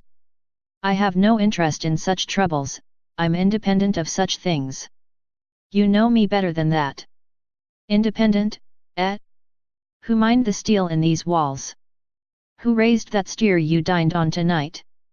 You're as independent as a queen bee, and about as helpless. Waldo looked startled. He recovered himself and answered, Oh no, Uncle Gus. I really am independent. Why, I have supplies here for years. How many years? Why, 5, about. And then what? You may live another 50 if you have regular supply service. How do you prefer to die, starvation or thirst? Water is no problem, Waldo said thoughtfully. As for supplies, I suppose I could use hydroponics a little more and stock up with some meat animals. Grimes cut him short with a nasty laugh. Proved my point. You don't know how to avert it, so you are figuring some way to save your own skin. I know you. You wouldn't talk about starting a truck garden if you knew the answers. Waldo looked at him thoughtfully. That's not entirely true. I don't know the solution, but I do have some ideas about it. I'll bet you a half interest in hell that I can crack it. Now that you have called my attention to it, I must admit I am rather tied in with the economic system down below, and he smiled faintly. I was never one to neglect my own interests. Just a moment, I'll call your friend. Not so fast. I came along for another reason, besides introducing Jimmy to you. It can't be just any solution, it's got to be a particular solution. What do you mean? It's got to be a solution that will do away with the need for filling up the air with radiant energy. Oh, that. See here, Uncle Gus, I know how interested you are in theory, and I've never disputed the possibility that you may be right, but you can't expect me to mix that into another and very difficult problem. Take another look. You're in this for self-interest. Suppose everybody was in the shape you are in. You mean my physical condition? I mean just that. I know you don't like to talk about it, but we blamed well need to. If everybody was as weak as you are, presto. No coffee and cakes for Waldo. And that's just what I see coming. You're the only man I know of who can appreciate what it means. It seems fantastic. It is. But the signs are there for anybody to read who wants to. Epidemic myasthenia, not necessarily acute, but enough to raise hell with our mechanical civilization. Enough to play hob with your supply lines. I've been collating my data since I saw you last and drawing some curves. You should see 'em. Did you bring them? No, but I'll send 'em up. In the meantime, you can take my word for it. He waited. Well, how about it? I'll accept it as a tentative working hypothesis, Waldo said slowly, until I see your figures. I shall probably want you to conduct some further research for me, on the ground if your data is what you say it is. Fair enough. Gee, bye. Grimes kicked the air a couple of times as he absent-mindedly tried to walk. Stevens's frame of mind as he waited for Grimes is better left undescribed. The mildest thought that passed through his mind was a plaintive one about the things a man had to put up with to hold down what seemed like a simple job of engineering. Well, he wouldn't have the job very long. But he decided not to resign. He'd wait until they fired him, he wouldn't run out. But he would damn well get that vacation before he looked for another job. He spent several minutes wishing that Waldo were strong enough for him to be able to take a poke at him. Or kick him in the belly. That would be more fun. He was startled when the dummy suddenly came to life and called him by name. Oh, Mr. Stevens. Hey? Yes. I have decided to accept the commission. My attorneys will arrange the details with your business office. He was too surprised to answer for a couple of seconds. When he did so, the dummy had already gone dead. He waited impatiently for Grimes to show up. Doc, he said, when the old man swam into view. What got into him? How did you do it? He thought it over and reconsidered. Grimes said succinctly. Let's get going. Stevens dropped Dr. Augustus Grimes at the doctor's home, then proceeded to his office. He had no more than parked his car and entered the tunnel leading toward the zone plant when he ran into his assistant. McLeod seemed a little out of breath. Gee, Chief, he said, I hoped that was you. I've had M watching for you. I need to see you. What's busted now? Stevens demanded apprehensively. One of the cities. No. What made you think so? Go ahead with your story. So far as I know, ground power is humming sweet as can be. No trouble with the cities. What I had on my mind is this: I fixed my heap. Hey? You mean you fixed the ship you crashed in? It wasn't exactly a crash. I had plenty of power in the reserve banks. When reception cut off, I switched to emergency and landed her. But you fixed it. Was it the DeKalbs? Or something else? It was the DeKalbs, all right. And they're fixed. But I didn't exactly do it myself. I got it done. You see. What was the matter with them? I don't know exactly. You see, I decided that there was no point in hiring another skycar and maybe having another forced landing on the way home. Besides, it was my own crate I was flying, and I didn't want to dismantle her just to get the decalbs out and have her spread out all over the countryside. So I hired a crawler, with the idea of taking her back all in one piece. I struck a deal with a guy who had a 12-ton semi-tractor combination, and we, for crimini's sake, make it march. What happened? I'm trying to tell you. We pushed on into Pennsylvania and we were making pretty fair time when the crawler broke down. The right lead wheel, ahead of the treads. Honest to goodness, Jim, those roads are something fierce. Never mind that. Why waste taxes on roads when 90% of the traffic is Indiana the air? You messed up a wheel. So then what? Just the same, those roads are a disgrace, McLeod maintained stubbornly. I was brought up in that part of the country. When I was a kid, the road we were on was 6 lanes wide and smooth as a baby's fanny. They ought to be kept up, we might need 'em someday. Seeing the look in his senior's eye, he went on hastily, the driver mugged in with his home office, and they promised to send a repair car out from the next town. All told, it would take 3-4 hours, maybe more. Well, we were laid up in the county I grew up in. I says to myself, McLeod, this is a wonderful chance to return to the scenes of your childhood and the room where the sun came peeping in the morn. Figuratively speaking, of course. Matter of fact, our house didn't have any windows. I don't care if you were raised in a barrel. Temper, McLeod said imperturbably. I'm telling you this so you will understand what happened. But you aren't going to like it. I don't like it now. You'll like it less. I climbed down out of the cab and took a look around. We were about 5 miles from my hometown, too far for me to want to walk it. But I thought I recognized a clump of trees on the brow of a little rise maybe a quarter of a mile off the road, so I walked over to see. I was right, just over the rise was the cabin where Gramps Schneider used to live. Gramps Schneider. Not Schneider. Old boy we kids used to be friendly with. 90 years older than anybody. I figured he was dead, but it wouldn't hurt any to walk down and see. He wasn't. Hello, Gramps, I said. Come in, Hugh Donald, he said. Wipe the feet on the mat. I came in and sat down.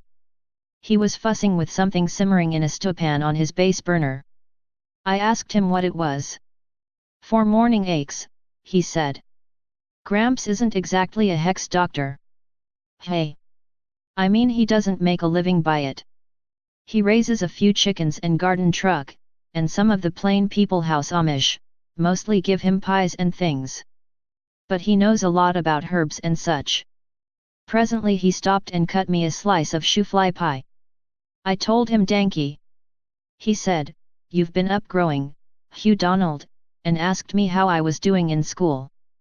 I told him I was doing pretty well. He looked at me again and said, but you have trouble fretting you. It wasn't a question, it was a statement. While I finished the pie I found myself trying to tell him what kind of troubles I had. It wasn't easy.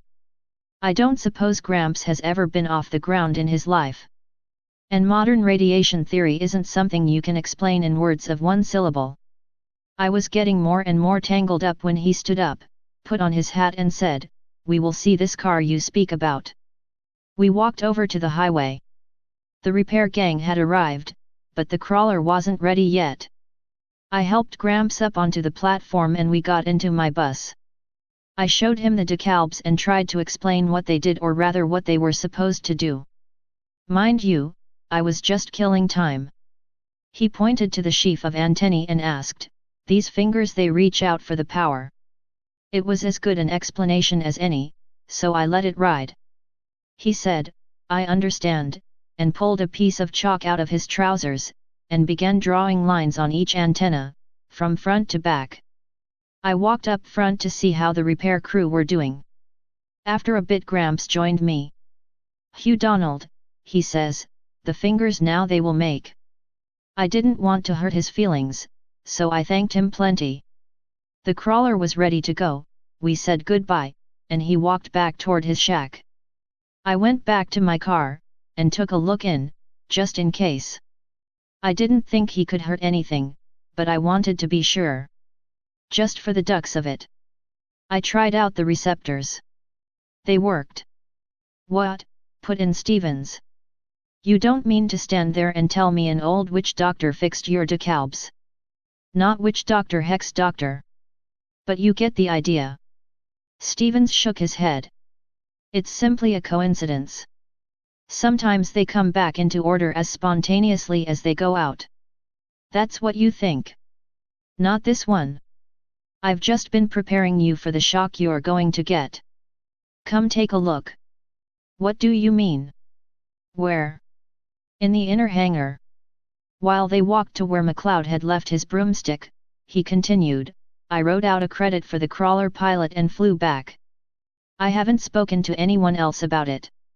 I've been biting my nails down to my elbows waiting for you to show up." The skycar seemed quite ordinary.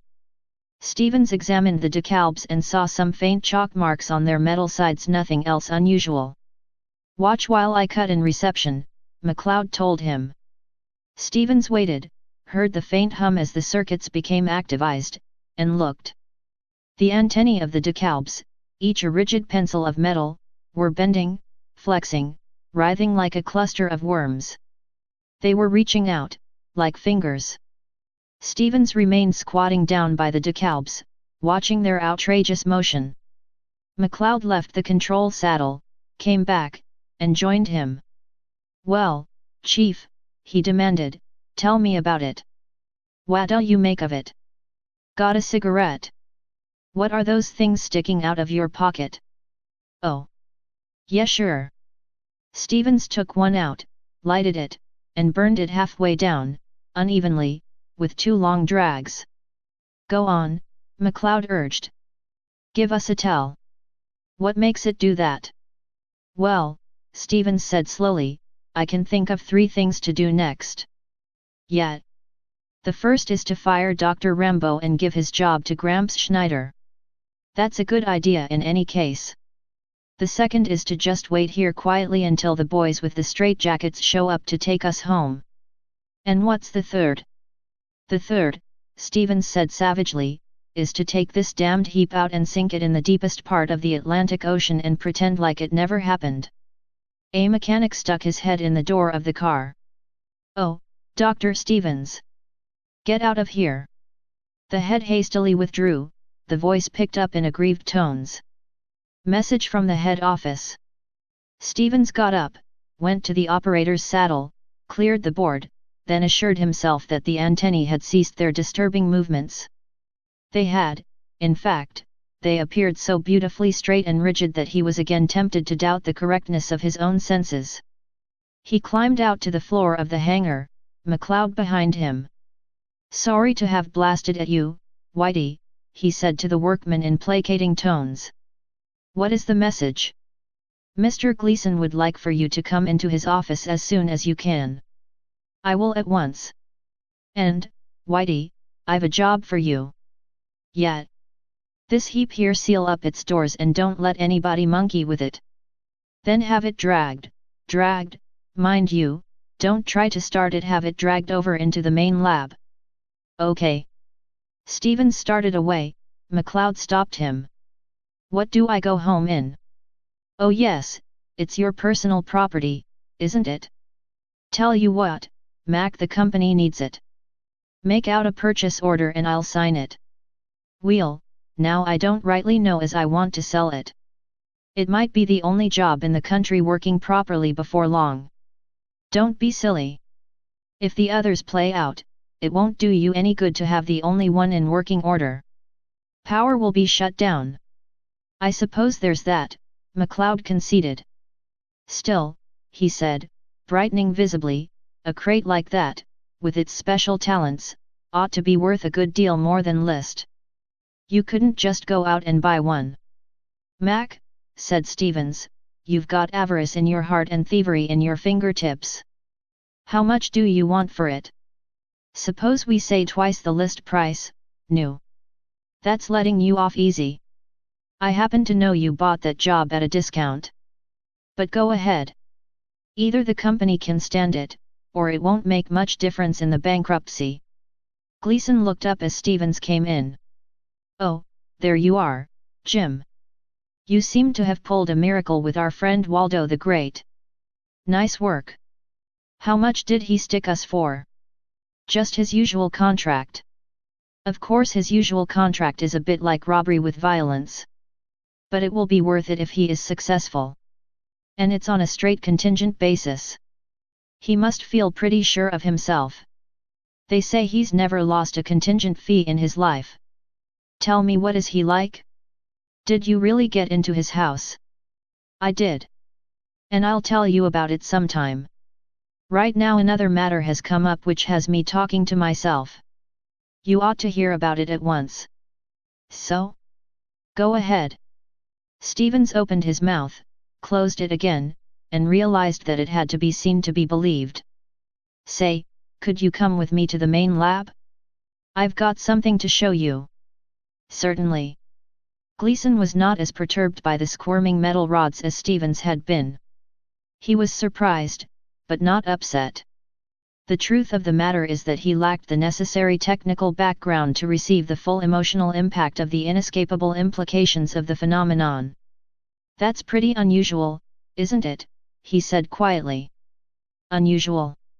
Look, Chief, if the sun rose in the west, what would you think? I think I would call the observatory and ask them why.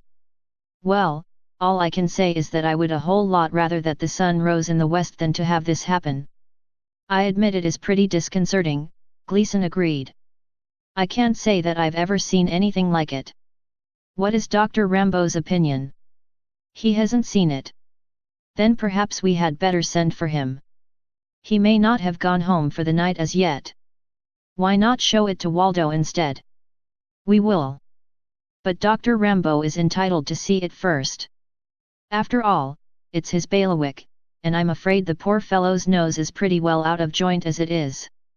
I don't want to go over his head.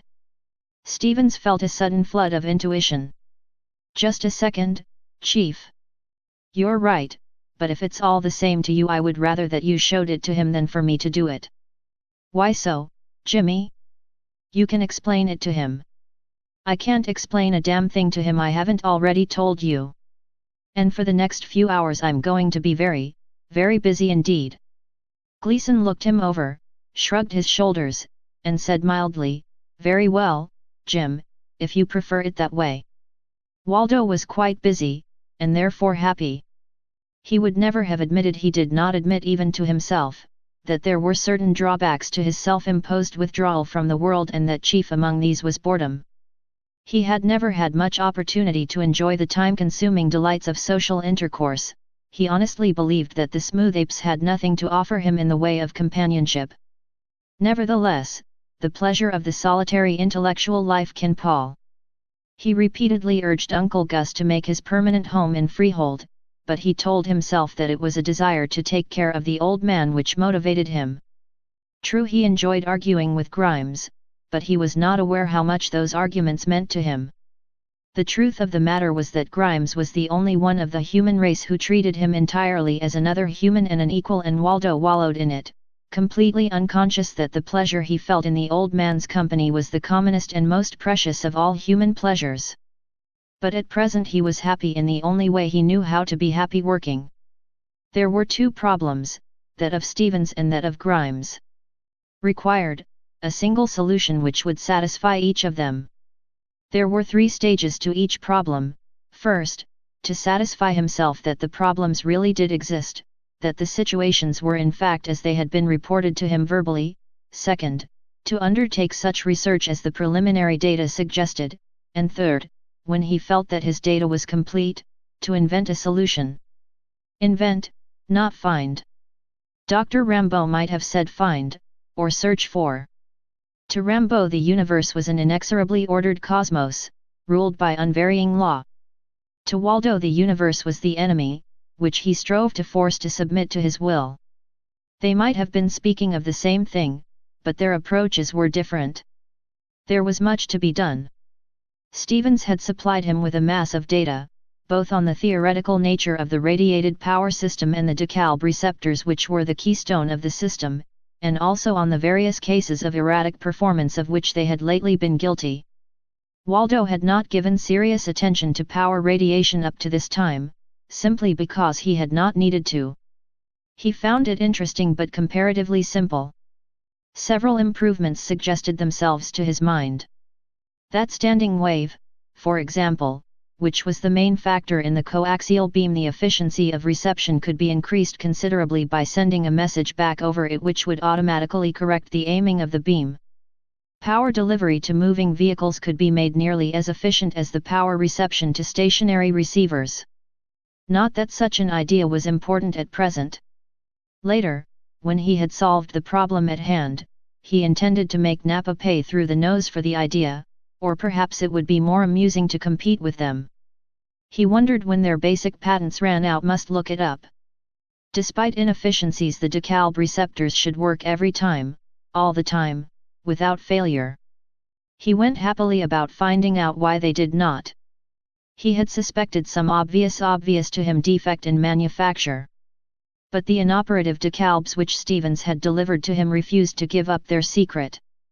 He X-rayed them, measured them with micrometer and interferometer, subjected them to all the usual tests and some that were quite unusual and peculiarly Waldo-ish. They would not perform. He built a DeKalb in his shop, using one of the inoperative ones as a model and using the reworked metal of another of the same design, also inoperative, as the raw material. He used his finest scanners to see within his smallest Waldo's tiny pixie hands, an inch across for manipulation in the final stages. He created a DeKalb which was as nearly identical with its model as technology and incredible skill could produce. It worked beautifully. Its elder twin still refused to work. He was not discouraged by this. On the contrary, he was elated. He had proved with certainty, that the failure of the DeKalbs was not a failure of workmanship, but a basic failure in theory. The problem was real. Stevens had reported to him the scandalous performance of the DeKalbs in McLeod's skycar, but he had not yet given his attention to the matter. Presently, in proper order, when he got around to it, he would look into the matter. In the meantime he tabled the matter. The smooth apes were an hysterical lot, there was probably nothing to the story. Writhing like Medusa's locks, indeed. He gave fully half his time to Grimes's problem. He was forced to admit that the biological sciences, if you could call them science, were more fascinating than he had thought. He had shunned them, more or less. The failure of expensive experts to do anything for his condition when he was a child had made him contemptuous of such studies. Old wives' nostrums dressed up in fancy terminology. Grimes he liked and even respected, but Grimes was a special case. Grimes's data had convinced Waldo that the old man had a case. Why, this was serious. The figures were incomplete, but nevertheless convincing. The curve of the third decrement, extrapolated not too unreasonably, indicated that in 20 years there would not be a man left with strength enough to work in heavy industries. Button pushing would be all they would be good for. It did not occur to him that all he was good for was button pushing. He regarded weakness in the smooth apes as an old-style farmer might regard weakness in a draft animal. The farmer did not expect to pull the plow, that was the horse's job. Grimes's medical colleagues must be utter fools. Nevertheless, he sent for the best physiologists, neurologists, brain surgeons, and anatomists he could locate, ordering them as one might order goods from a catalogue. He must understand this matter. He was considerably annoyed when he found that he could not make arrangements, by any means, to perform vivisection on human beings. He was convinced by this time that the damage done by ultra-short-wave radiation was damage to the neurological system, and that the whole matter should be treated from the standpoint of electromagnetic theory. He wanted to perform certain delicate manipulations in which human beings would be hooked up directly to apparatus of his own design to find out in what manner nerve impulses differed from electrical current. He felt that if he could disconnect portions of a man's nervous circuit, replace it in part with electrical hookups, and examine the whole matter in situ, he might make illuminating discoveries. True, the man might not be much use to himself afterward. But the authorities were stuffy about it. He was forced to content himself with cadavers and with animals. Nevertheless, he made progress. Extreme shortwave radiation had a definite effect on the nervous system, a double effect. It produced ghost pulsations in the neurons, insufficient to accomplish muscular motor response, but, he suspected, strong enough to keep the body in a continual state of inhibited nervous excitation, and, secondly, a living specimen which had been subjected to this process for any length of time showed a definite, small but measurable, lowering in the efficiency of its neural impulses. If it had been an electrical circuit, he would have described the second effect as a decrease in insulating efficiency. The sum of these two effects on the subject individual was a condition of mild tiredness, somewhat similar to the malaise of the early stages of pulmonary tuberculosis. The victim did not feel sick, he simply lacked pep. Strenuous bodily activity was not impossible, it was simply distasteful, it required too much effort, too much willpower. But an orthodox pathologist would have been forced to report that the victim was in perfect health, a little run down, perhaps, but nothing wrong with him. Too sedentary a life, probably. What he needed was fresh air, sunshine, and healthy exercise. Doc Grimes alone had guessed that the present, general, marked preference for a sedentary life was the effect and not the cause of the prevailing lack of vigor. The change had been slow, at least as slow as the increase in radiation in the air. The individuals concerned had noticed it, if at all, simply as an indication that they were growing a little bit older, slowing down, not so young as I used to be. And they were content to slow down, it was more comfortable than exertion. Grimes had first begun to be concerned about it when he began to notice that all of his younger patients were the bookish type. It was all very well for a kid to like to read books, he felt, but a normal boy ought to be out doing a little hell-raising too. What had become of the sandlot football games, the games of scrub, the clothes-tearing activity that had characterized his own boyhood? Damn it, a kid ought not to spend all his time poring over a stamp collection. Waldo was beginning to find the answer. The nerve network of the body was not dissimilar to antennae. Like antennae, it could and did pick up electromagnetic waves. But the pickup was evidenced not as induced electrical current, but as nerve pulsation impulses which were maddeningly similar to, but distinctly different from, electrical current. Electromotive force could be used in place of nerve impulses, to activate muscle tissue, but EMF was not nerve impulse. For one thing, they traveled at vastly different rates of speed. Electrical current travels at a speed approaching that of light, neural impulse is measured in feet per second. Waldo felt that somewhere in this matter of speed lay the key to the problem. He was not permitted to ignore the matter of McLeod's fantastic skycar as long as he had intended to. Dr. Rambo called him up. Waldo accepted the call, since it was routed from the laboratories of Napa. "Who are you and what do you want?" he demanded of the image. Rambo looked around cautiously. "SSSH. Not so loud," he whispered. "They might be listening." "Who might be? And who are you?" "They are the ones who are doing it. Lock your doors at night." "I'm Dr. Rambo." "Dr. Rambo? Oh yes. Well, doctor, what is the meaning of this intrusion?" The doctor leaned forward until he appeared about to fall out of the stereo picture. "I've learned how to do it," he said tensely. "How to do what?" "Make the DeKalbs work." "The dear DeKalbs." He suddenly thrust his hands at Waldo, while clutching frantically with his fingers. "They go like this, wiggle, wiggle, wiggle." Waldo felt a normal impulse to cut the man off, but it was overruled by a fascination as to what he would say next.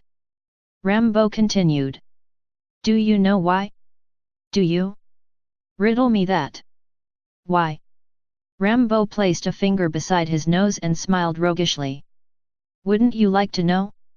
Wouldn't you give a pretty to know?" But I'll tell you. Tell me, then. Rambo suddenly looked terrified. Perhaps I shouldn't. Perhaps they are listening. But I will. Listen carefully, nothing is certain. Is that all? Inquired Waldo, now definitely amused by the man's antics. Is that all? Isn't that enough? Hens will crow and cocks will lay. You are here and I am there. Or maybe not. Nothing is certain. Nothing is certain. Around and around the little ball goes, and where it stops nobody knows. Only I've learned how to do it. How to do what? How to make the little ball stop where I want it to. Look. He whipped out a penknife. When you cut yourself, you bleed, don't you? Or do you? He sliced at the forefinger of his left hand. See? He held the finger close to the pickup. The cut, though deep, was barely discernible and it was bleeding not at all. Capital, thought Waldo. Hysteric vascular control, a perfect clinical case. Anybody can do that, he said aloud. Show me a hard one. Anybody? Certainly anybody can if they know how. Try this one. He jabbed the point of the penknife straight into the palm of his left hand, so that it stuck out the back of his hand. He wiggled the blade in the wound, withdrew it, and displayed the palm. No blood, and the incision was closing rapidly. Do you know why? The knife is only probably there, and I've found the improbability. Amusing as it had been, Waldo was beginning to be bored by it. Is that all? There is no end to it, pronounced Rambo, for nothing is certain any more. Watch this. He held the knife flat on his palm, then turned his hand over. The knife did not fall, but remained in contact with the underside of his hand. Waldo was suddenly attentive. It might be a trick, it probably was a trick, but it impressed him more, much more, than Rambo's failure to bleed when cut. One was common to certain types of psychosis, the other should not have happened. He cut in another viewphone circuit. Get me Chief Engineer Stevens at North American Power Air, he said sharply. At once. Rambo paid no attention, but continued to speak of the penknife.